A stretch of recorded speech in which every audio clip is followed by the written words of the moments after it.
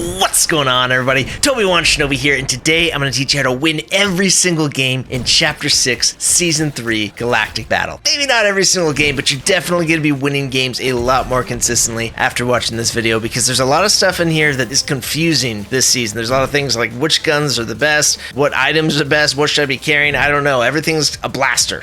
It's very confusing. So I'm going to go ahead and clear the mystery up by teaching you how to stack advantages and win games consistently. So let's get into it. First things first, let's break down some fundamental things you need to understand about the season, because honestly, it's very different from previous seasons, and if you don't adapt, you won't be successful. Trust me, it took a while for me to really understand all the nuances of the season. Now, all weapons this season so far are blasters with poor accuracy when shot in succession, but they don't run out of ammo, they just overheat. This means you don't have to loot for ammo, and you really only need to get a basic loadout and some shields on you to be able to fight off drop effectively. Now, when using unscoped blasters, you should generally fire the weapon in short bursts to avoid getting out of control recoil at medium to long range. At close range, go ahead and lay down on the trigger. Now, what's really strange about these weapons is the laser blast itself looks like projectile shots, but they're actually hit scan, which means if you have your reticle on your enemy and you pull the trigger, it will land damage as long as you have first shot accuracy, which is not what the visual of the laser projectile looks like, so it's kind of trippy and can kind of throw off your aim. The only weapon that currently isn't hit scan is the marksman rifle, which is kind of a sniper rifle DMR, and there'll be another sniper rifle coming out that is projectile as well, not hit scan. Now, of all the blasters that are currently available, there are only two that have very good accuracy with scopes. The marksman blaster rifle, which can 2-tap headshot kill in zero build, but it's projectile, and the A280, which is essentially a normal scoped assault rifle with a little more recoil than typical. These two weapons are currently the only really viable long-range guns. And generally speaking, this is a mid-range meta, meaning you should take most of your fights at mid-range to reduce the weapon inaccuracy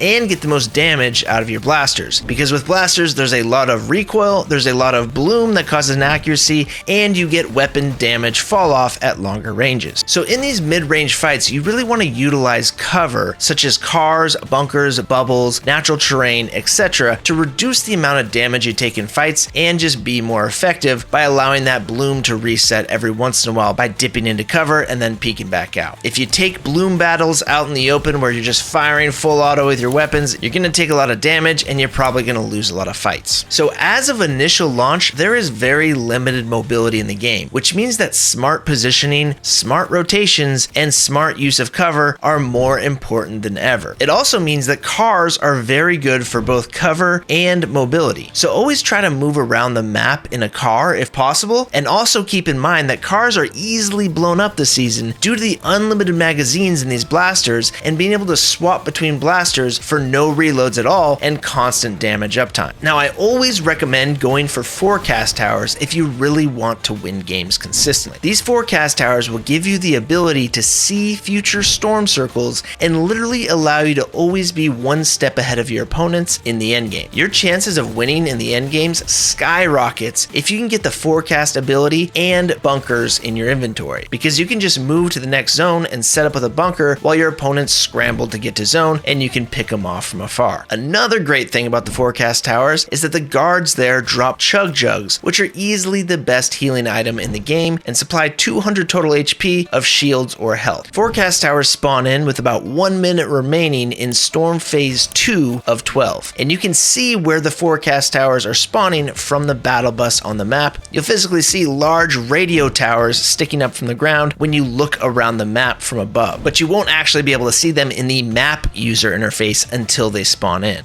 So this season, you should always try to have heals on you and some sort of utility in your inventory to increase the odds of survival. The fights this season are a little more scrappy, and you really want to be using utility, and you're probably going to be healing afterwards. Now, the best thing you can have for utility is a stack of 6 shockwaves, as this allows you to push in on enemies quickly after landing good initial damage, and it allows you to exit fights immediately or reposition for an advantage. Most players don't have shockwaves right now, and if you do, you have a massive advantage in the fight. And I would say that it's generally recommended to get at least 2 shockwaves in your inventory before leaving a POI because of the huge advantage they provide. But just a note, they are very rare right now, and currently there's no guaranteed way to get them in the game. Not even turning in wind sprites at shrines will provide shockwaves anymore, which might actually be a bug. I do expect Epic to do a little hotfix and increase the mobility in the game and possibly provide guaranteed ways to get shockwaves or some other mobility. So if you can't find shockwaves, you should definitely have a car with you at all times and carry bunkers or bubble shields as well as heals. This is because you'll need to be able to get out of fights reliably with a car. Bubbles are also very good this season because you can throw a bubble shield on your car to avoid being blown up, which again, it's very easy to be blown up this season with the unlimited ammo. Bunkers are also very solid to hold good positions and create cover instantly, and they should definitely be utilized in the end game scenarios. A quick note, if you're looking for cars in the early game or mid game, Crime City and Seaport City often have a lot of them. So overall, you really want to make sure that you're carrying utility items in your inventory at all phases of the game this season, so that you have good mobility or good cover at any point, as the lack of mobility this season and the lackluster weapon selection makes the utility items even more powerful.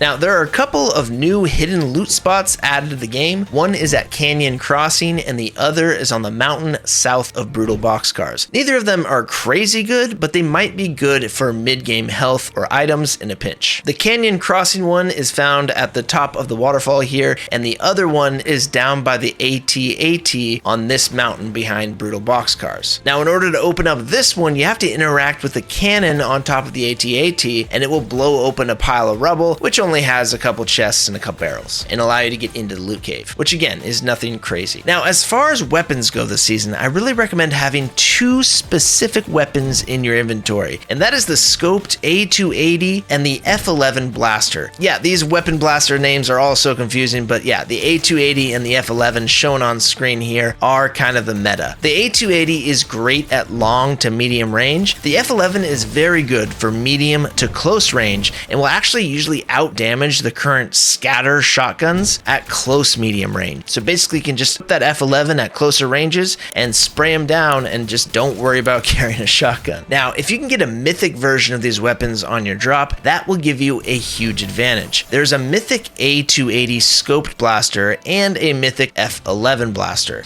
The mythic A280 is earned by capturing the train, and it's very strong at long ranges and has excellent recoil and high damage. The mythic F11 comes from the Phasma boss at the First Order base, and she also drops an insanely powerful medallion that essentially gives you twice the amount of ammo in your blaster per magazine and a faster reload cooldown. This medallion makes both the A280 and the F11 feel like they never run out of ammo. Now, the best way to defeat this boss is to just skip all the corridors and swing wide around the mountain with your glider or by using a jump pad and landing outside the hangar door. Then just melt her down quickly with a blaster, it's really not very hard, and then leave as fast as possible with the nearby jump pad at the edge of the hangar. You can jump pad over to some cars around the mountainside or just glide away with the loot. If anyone pushes you, you should be able to kill them with the blaster. Now, if you're gonna use a shotgun this season, I highly recommend the pump shotgun, which is called the ACP Scatter Blaster and has a large rectangular magazine sticking out the side of it when it's sitting on the ground. The auto shotgun scatter blaster this season is called the BARM Scatter Blaster, and it requires you to be way too close to your enemy to deal good damage, which is just too much risk in my opinion. Now, a really important note about using shotguns is when you're using them this season, you really want to aim down sights to hit better damage with them because their pellet spread is far too wide when hip firing. The pump shotgun can actually hit for over 180 damage at closer ranges when aiming down sights, but honestly there just isn't a lot of close range fights this season with the lack of mobility to get in quickly on enemies, so it almost feels like a waste of a slot when the AR blasters this season just deal so much damage at close range. I'd also recommend skipping on the SMG as well because currently it overheats way too quickly and has too little range with too much recoil, so the F11 blaster is pretty much better in every single way. Also, a quick note is that stormtrooper guards found around the map are great for getting heals and blue versions of different blasters. Each guard will drop a blue blaster and 2 mini shields, and the stormtrooper checkpoints found around the map on the roads are really good for heals because you get the minis from the troopers, and then there are usually 5 or more shield barrels around the tents to get you to full shields. Additionally, each of these checkpoints keeps the same weapon type dropped from the troopers across all games. So if you want something like an F11, just eliminate the ones near pumped power or guards at the first order base. It's a great way to find specific blue versions of guns if you're looking for them. Alright, so let's talk about the most ideal loadout right now. Okay, so I'd say the most ideal loadout right now, if you're good at playing proper ranges, is an A280 scoped blaster, an F11 blaster, 6 shockwaves, a chug jug, and 4 bunkers. Shockwaves will allow you to move in on players quickly or exit bad fights, and bunkers will allow you to create instant cover to put your mid-range weapons to work and outplay your opponents with quick peeks. Reliable heals are hard to find this season, so carrying them is pretty ideal, and I'd go with a chug jug. If you can't get a chug jug, go with 6 splashes or 3 shield pods. Alright, now let's talk about some other things this season that are very helpful to know. Due to the lack of mobility, players are generally harder to find and less likely to be running out in the open in higher skilled lobbies. You should expect to find most players on high ground of mountains and larger POIs. So it's ideal to rotate from high ground to high ground when moving around the map because you don't want to be caught by surprise by someone on high ground, and it's also an excellent way to scout for enemies and avoid danger. If you really want, you can just hold high ground with bunkers and your car and tag people at long range with your A280 scoped AR or a marksman rifle. You'll also generally find large groups of players trailing the Phasma medallion on the map because it's currently the only medallion to hunt until mid-game, and it's easily the best. So if you want to find fights, chase the medallion, but be wary when fighting the medallion or carrying it that you'll generally get a lot more third parties. So if you're carrying it, make sure to stay moving and stay sharp. As far as lightsabers go, I really don't recommend carrying them right now unless you have specific uses for them in mind. And also keep in mind that you have to meet with a trainer and go through a portal to use any of the force abilities, including double jump. So there really isn't much use to picking up a lightsaber off of an enemy's body because the melee aspect of the weapon is pretty weak. Now you can guard with these weapons to negate a decent amount of damage by aiming down sights, but you're stunned pretty easily and then get locked in an animation, which is very easy to shoot. So guarding should rarely be done out in the open. Now the Sith lightsaber is given to you by Palpatine, which can be found randomly across the map, seen as a red lightsaber icon on your map whenever you're near it. This saber will give you the ability to shoot electricity from your fingertips and deal a ton of damage, and also disable vehicles, much like an EMP. This ability is really powerful and it does a lot of damage, but there's one major downside. It takes a while to charge up and begin dealing damage, so it's best to be charged up in cover and then unleashed at short ranges. This ability pretty much auto aims for you and makes things fairly easy as long as you aren't fighting a really skilled player. And it's also great for disabling approaching cars, but not so great for disabling them when they're running from you because the charge time is too long to activate in time. The Jedi lightsabers, which are blue icons on the map, currently give you the ability to force push enemies, vehicles, and break standalone structures like semi-truck trailers or crates. This force push ability is very good for high ground where you can push people down to low ground, or to throw enemies off high ground and take it for yourself. So if you want to camp on top of mountains, this ability is pretty good because anyone that pushes you, you can just throw away, even if they're in a car. Now, one cool secret is that if you get a Jedi lightsaber, you can trade it for a mythic sniper from General Grievous near the Flower Fields Black Market area. Just interact with him and talk to him about the lightsabers, and he will give you a mythic sniper. Keep in mind, this trade does not work with red Sith sabers, only blue Jedi sabers, or maybe green in the future. This is also about the only real use for picking up someone else's lightsaber when you haven't learned the Force abilities, because he will still take that saber. And the Vader lightsaber is okay, but the lightsaber throw ability just really isn't worth it in my opinion. Now, as far as carrying lightsabers goes, they're pretty good rotational or combat mobility, especially when sprinting for extra speed and using the double jump to gain height or avoid damage. The problem is that you can't swap to another weapon for a while after doing a double jump, so it's a dangerous move to do at close range, but it is really fun to break people's cameras with it, and it's also good for negating fall damage and avoiding gunshots at long to medium ranges. Now, if you're going to carry a lightsaber, I highly recommend also carrying slap splashes or slap bottles for unlimited stamina, as this allows you to move much more effectively without burning through stamina, which will definitely happen when you're sprint jumping around with these lightsabers. And a final note on lightsabers, I pretty much always carry shockwaves over lightsaber because it's much much more effective in pretty much every scenario for survival and closing gaps, which is really what mobility is all about. Okay, now I'll give you some quick advice on specific random items because I know a lot of people are curious about those. The worst blasters are probably the E11 and the pistol. Everything else will pretty much out damage them at medium range. The TIE fighters and the X-Wings each have 3 lives. After being shot down and fully depleted of health, they'll regenerate for a total of 2 times, and on the 3rd time,